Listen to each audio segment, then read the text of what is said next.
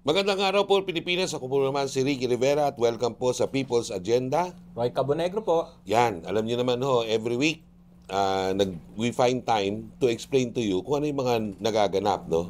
At sinasummarize na rin namin yung iba't ibang mga istorya na pinag-uusapan dito sa bansang Pilipinas. At kanina nga po, nagpahayag ng kanyang pangamba itong ating senadora si Amy Marcos, no, presidential sister, tungkol po sa di umano mga nakaumang na mga hypersonic missiles ng China sa Pilipinas sa 25 mga lugar dito po sa ating kapuluan. At ang majority po daw niyan, according to her, itong mga tinatawag na EDCA sites. Ano ba yung EDCA? Ito yung nilagay natin mga maliliit na base Oo. dito sa paligid ng Pilipinas na batay sa ating agreement with the US. Enhanced Defense Cooperation Enhanced Agreement. Cooperation Agreement. Oo. At dahil dito ay pwede nang magkaroon ng forward base, no? Ang US Oo. to launch Oo. an military activity. Teka muna, yun ba yun talaga? Kasi may forward bases naman sila. Nandyan yung nandyan yung Okinawa. Di ba may forward bases na sila? Not as close as this one to Taiwan. Kasi yung sa atin, mas malapit. Hindi, sa Taiwan meron din sila eh. Oo. So, anyway, ganun na nga ho yun. Hindi, Ito yung mga kampo. Mga additional ito. Na, Mga kampo na pwede mag-operate dun yung mga American troops. Ostensibly because meron tayong Enhanced Defense Cooperation Agreement. So, ganun yun. So instead na iisang several lang na kampo sa Pilipinas, because of this, maliliit na marami. Ngayon, bakit ba kinakailangan yung Enhanced Defense Cooperation Agreement? Kasi ang sinasabi naman ng pamahalaan dyan, kailangan natin yan dahil underdeveloped yung ating military infrastructure. Wala tayong mga missile. Ang meron tayong mga tiririt, yung mga yung mga paputok. Okay. Di ba? Yan, mga sumpak. Yan. Sumpak. Mga bolo, mga ganun. Wala tayong submarine. Di ba? Tapos wala tayong mga katulad sa Israel, yung mga dome-dome. Wala tayo nun. Di ba? Sabi ni Amy, kaya siya natatakot eh. Mamaya, kikwento ko sa iyo ng konti. So, yan ang sabi niya. No, yung mga area na yan, ito po ay ina-allow natin para yung mga American troops doon mag-station at mag-practice. That's right. Yun lang ho talaga yan. Ngayon, siyempre, gagawa ng mali siya nung iba, sasabihin nila na hindi forward basis ng... Kaya nga, gusto That's kong right. liwanagin natin. Yeah. Di ba? Kasi pag sinabi ng forward basis, parang yung definition na yun, meron na siyang parang substantive assessment na ito nga ay forward basis ng Estados Unidos. May offensive capacity. Pero formally, kasi dinidefine... punta tayo doon sa definition nila mismo. Kasi hindi naman nila sinasabi niya na parang forward basis. Purview yan ni China. Exactly. Di ba? Exactly. Sinasabi ni China, teka muna, nakaumang yata sa amin yung mga missile. Di ba? Sa purview natin sa Pilipinas, hindi naman nakaumang sa inyo. Kaya nandyan yan para protektahan namin yung sarili namin. Di ba? Deterrence kasi yan eh. So, mantakin mo, nung pagbalik na yan, ang sabi ng pamahalaan, bumaba daw yung aggressive actions ng China. Totoo. Right? Bumaba ba? Nangukan na nga. First time nga naputulan ng... putulan ng daliri. Di ba? Actually, bumaba yung tension nung nag-usap. Nung niyaya. Ayan, Hindi siguro yung paglagay ng mga additional na kuan. Or a combination of both. Pero definitely, bumaba siya nung nag-imbita na ng pag-uusap. Kasi dati hindi naman... yung construction ba ng mga military facilities ng China doon sa Spratlys Island, natigil nung nandyan na yung mga EDCA? That's right. Hindi, natigil ba? Tanong yun eh. Hindi natin malalaman kasi hindi naman natin namomonitor lahat. Pero according to monitoring ng militar, mukhang wala. Kasi di ba nagtatangka sila sa Julian Felipe pati dun sa pero hindi nag-continue because of that. Pero ito po ay mga maliliit na successes na maaari na namang nakuha ng Pilipinas through diplomacy. That's right, that's right. Diba? Ako hindi ko nga masasabi na ultimately military yan yung dahilan dyan. Kasi nga, ang gusto lang naman ng China din, mag-usap ang Pilipinas Usap at ang tayo. China na tayong dalawa. O kasi sa Vietnam, ginawa po ng China yan, ng mga inchik. Nakipag-usap sila sa mga Vietnamese at sinabi, mag-cooperate na lang tayo. That's right, that's right. Sila po, mga kababayan, through history, iyan po yung dalawa, talagang naglaban yan sa Paracels Islands, di ba? Talagang naggit-gita yan, nagkamatayan pa, may mga namatay na May Vietnamese. military encounter talaga. Military encounter talaga yan. Sa atin, ano pa lang kung nakita niyo yung latest video, ganunan pa lang ho ng Sigawan bolo. pa lang. Sigawan, di ko na... Labasan ng bolo at kung ano-ano. Ngayon, masarap ng kalaban tong mga to kasi hindi mo nakakaintindihan ng Tagalog, di ba? Kaya murahin mo nang murahin yan. Di ba, smile pa yan. Nag-English naman sila. Nag-English ba? Nag-English. Eh, May sana standard, may standard sila. This is China. This is China. This is whatever. Ayan. Diba? This is the China Gold This Cup. is China. We have home. polo. We have polo. Are you having polo also? No, we have spear. Di ba? Pinagtatawan natin, no? Pero tumataas yung tension dyan. Oo nga. Buti na nga lang ngayon, medyo gumano na ng Pero kung konti, ako no? din yan, dapat meron din tayong bolo. May bolo sila eh. Hindi may bolo na yun. Ganunan. Di ba? Parang nai-reprise mo nung 14th, 15th century. Di ba? Nung naglaban, ang mismong mga invader na China at mga una nating mga ninuno. Yun nga problema may bolo sila, tayo kamay lang. Yun nga. Resulta, putol. Putol. Kaya sa susunod, kung lang, di ko alam bawal ito sinasabi ko. But nonetheless, kung ako, dala rin kayo ng bolo. Di ba? Kung may bolo sila, bolo, para gano'n na lang kayo Mag-usap doon. na lang, arnis-arnis. Pwede. Kahoy-kahoy. Pwede na yun, di ba? Pwede, pwede na yan. Mag-usap Agnes, na lang. ayan. Dapat kasi ang pinag-uusapan, paano ba natin na intention natin? Mag-arnis tayo. Ipadala natin si Kuan. Sino?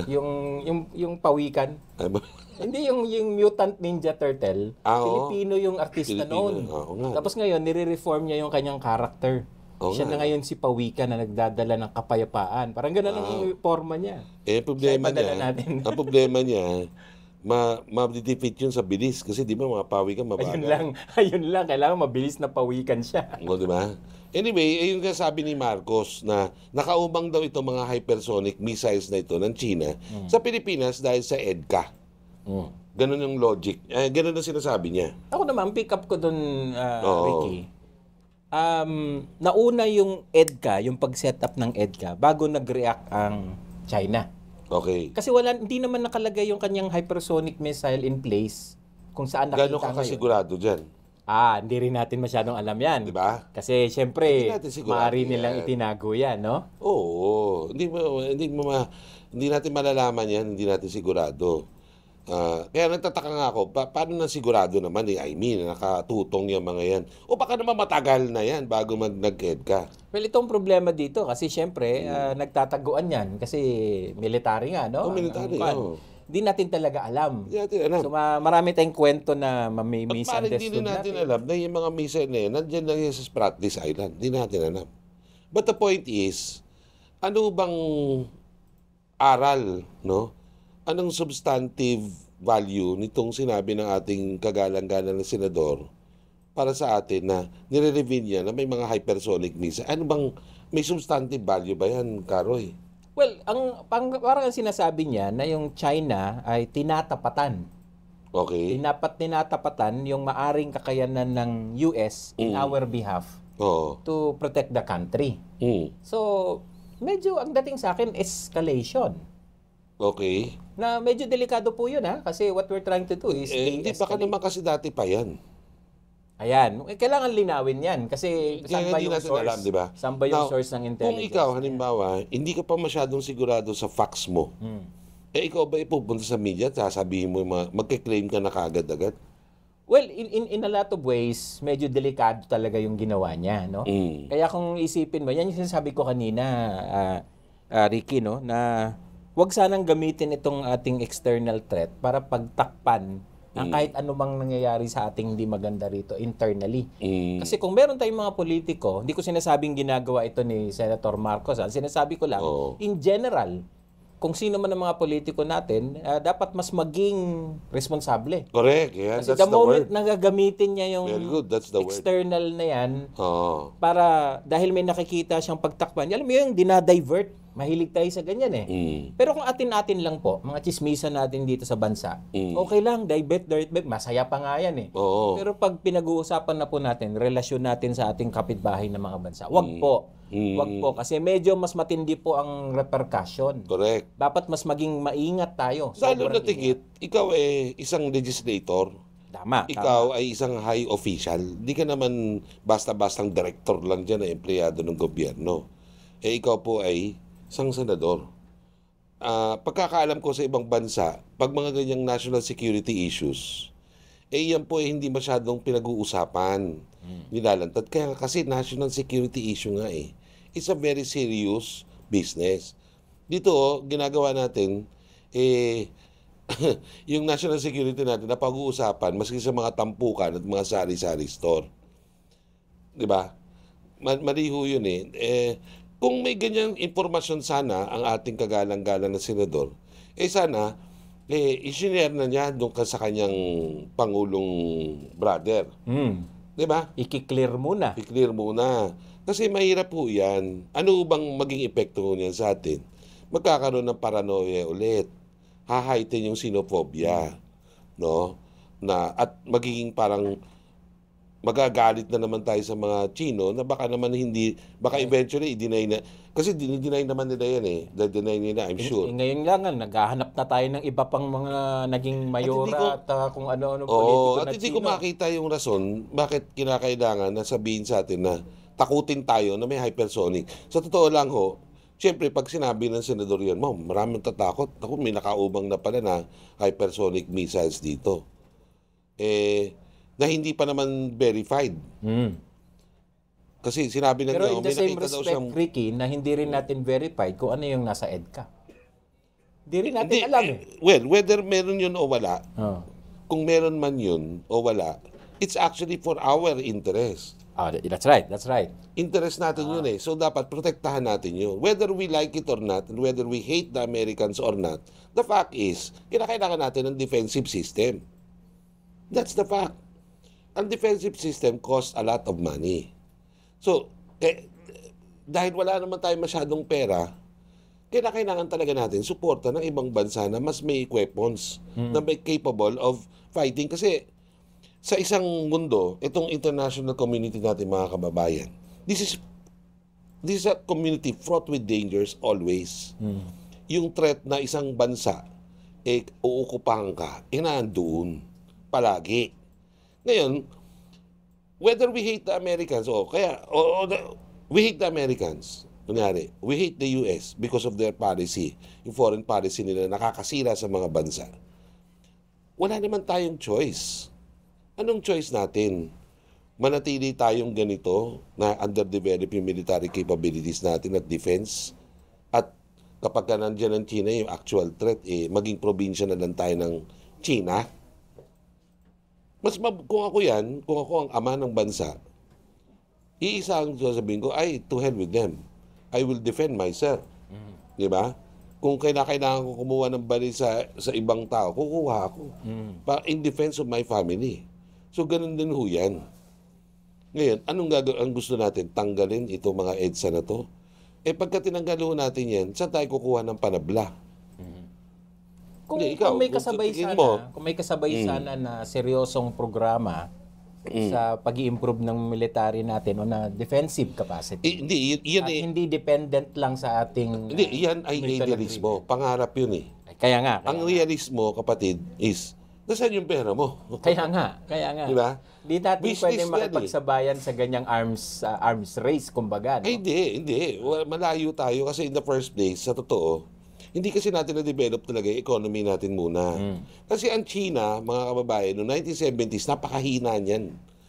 Hindi naman sila malaki na military power.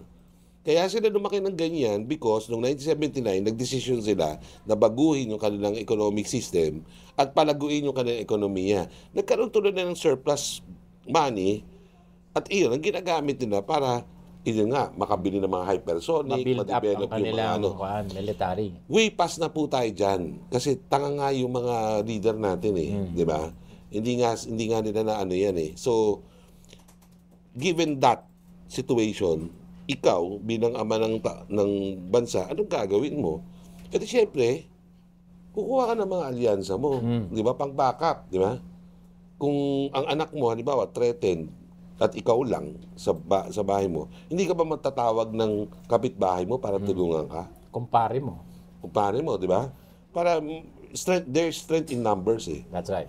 Ngayon, hindi ko malaman kung ano ang sa akin ito, hindi ko malaman kung ano ang sama na meron tayong missile dyan. Kasi ang sinasabi ni Amy, kaya niya in-expose yan, kasi ang punot-dulo ng narrative niya is, teka, magnets ito ng karahasan.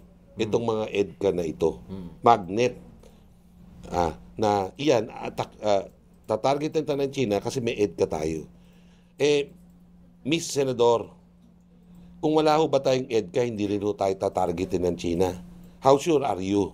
Are you 100% sure na kapag wala na ho yung EDCA na yan, hindi rin tayo atake ng hypersonic missile ng China? Tulad nga na sabi mo nga, hindi natin alam kung matagal lang nandiyan dyan o ngayon lang inilagay as a reaction. Nasa sa CPC po yan, Communist Party of China, kung aatakihin tayo hindi. At chances are, they will not. Kasi alam nila na kapag inatake na ng Pilipinas, they will court international disdain. Alam mo nila yan. And with their economy now in tatters, hindi ho sila magre-raise ng gera. Okay? Yung pag-umang, hindi nangangahulugan yun na tayo isang pindot, yung mga missile na yan, dudurugin na ho tayo. Hindi ho yan ganun ka, Anong preba? Anong preba? Yung China at ang Taiwan. Okay. Ilang taon nang sinasabi ng Amerika, aatake ng China ang Taiwan. Ang dami na yan. Kasi ako sinusundan ko kasi yan. Yan ang aking field. Sinusundan ko yung nangyayari sa Taiwan. Dekada na ho yan. Since ang last na pag-aaway nila is 1958-1959. When in fact, si Mao Zedong pilit kinuha yung dalawang isla ng Taiwan. Pero after that, wala na ho sila naging, kumbaga puro girian na lang yan Pakitaan ng kung sino mas malaki ang naval assets dun sa Pero ganun lang ho yun. Isipin mo, ilang dekada na yan. 1958, ano na ba ngayon? 2024? 2024. So mga ilang dekada na yan. 40 years. 40 years ba? More than. Hindi, 1958 plus 50 plus 20, 70. 70. 70 years. Tatlong generation. Kakakonclude na ng presidential elections ng Taiwan na sinasabi ng China na lulusubin, hindi pa rin lumusob. Pero paano yung nagbigay na ng time frame ang China? Sino nagbigay? Nagbigay yung US. Kasi sabi niya, di ba sabi ni Joe Biden, by 2028, sigurado na namin atake itong kumbaga, PLA. Projection ng US yun. Projection ng US. Siyang naglagay ng time frame. Correct. Wala naman sinasabi si Xi Jinping na 2028 atake nila yung Taiwan. And even if meron silang planong 2028, they will not tell it to the world. Oo. Di ba? Hindi naman na yung element of surprise. Di ba? So, ito na mga kababayan, dapat tayo hindi paguyo. Kasi ito, pero mayroong agenda yan Bakit sinasabi sa atin? Ba't tinatakot tayo? May agenda yan. Yan. At hindi ko nasasabihin dahil ako, kasi magiging speculation on my part. Okay. Di ba? Pero base sa nakikita natin, yung agenda niyan, takutin para magkaroon ng way to criticize the foreign policy, yung pivot, ika nga, ni Bongbong Marcos dito sa foreign policy niya. At niliwanag ni Speaker Martin Romualdez yan. Ang sinabi ni Martin Romualdez, we are friends of all, wala naman tayong kaaway. Yan ang ganun pa rin ang linya. Pero may tanong ako. Oo. Kung ganun, bakit kapatid niyang nagsasabi? Yung kapatid niya? Siyempre, additional publicity yun. Pangalawa, siyempre, di mabango siya sa Duterte. Yun. Ulitin ko. Di ba kapatid So, niya? nakukuha niya yung constituency na natural ng Marcos family at nakukuha niya yung constituency ng Duterte. Okay. Ito pa isa. Okay. Ba't niya kailangan nang gawin yun na kunin niya yung constituency ng Duterte? Kasi nga, yung kanyang close friend na si Sara, bumababa sa rating. Oh, that's right. Okay. Ikalawa, hindi pa recognize si Sara Duterte as the leader of the Opposition. quote-unquote Duterte opposition. Okay. So, may vacuum. Ayaw walang gulugod si Sara para tayuan, no, yung posisyon as leader nitong Duterte remaining fragments. So, syempre, mapping up operation si Amy. Pero yun pa rin ang tanong ko. Bakit ang nagmamapping up operation, kapatid niya? Syempre, interest niya na mapanatili yung Marcos, yung kanyang pamilya sa kapangyarihan. Kasi by not doing that, nag-gets mo yung logic nila? Nag-neutralize sila ng potentially kalaban nila. Na pwede namang hindi nila maging kalaban kasi pareho lang naman ang interest nila. Diba? Diba? Kung ating titingnan mabuti, ba't naman sila mag-aaway kung pare-pareho naman sila ng interest? Pare-pareho lang. Diba? Diba? Ang interest ng mga yan, simple lang mga kababayan, na yung kayamanan natin, ma-accumulate nila sa sariling pamilya nila, para yung pamilya nila okay, at tayo, hindi. At yan yung sinasabi ko kanina pa, Ricky, na hindi tayo nabibigyan ng pagkakataon na makita yung alternatibo. Kasi ang nakahain sa atin na option, Hindi, kaya ngayon, nag-discuss tayo ng ganito, sinasabi, nagre-real talk kami dito, para may pamukha sa inyo, mga kababayan, na ito po yung totoong nangyayari sa atin. At palagi ho nating pakatandaan na bilang mga consumers ng information, ano ba yung Tagalog na consumer ng information? mga taga-bili. Hindi. Basta consumer. Taga-consumer ng informasyon. Bago natin paniwalaan agad-agad, busisiin, i-analyze natin maigi. May katotohanan ba na tayo ay in danger? That's number one. Kasi yun ang gustong, may danger. Mali itong foreign policy natin. Ba't natin hinayaan yung EDCA dyan? Magnets yan ng aggression. Sabi, totoo ho ba yun? At ang China ho ba magiging aggressor in the first place? Nasa interest ho ba ng China ngayon na maging aggressor?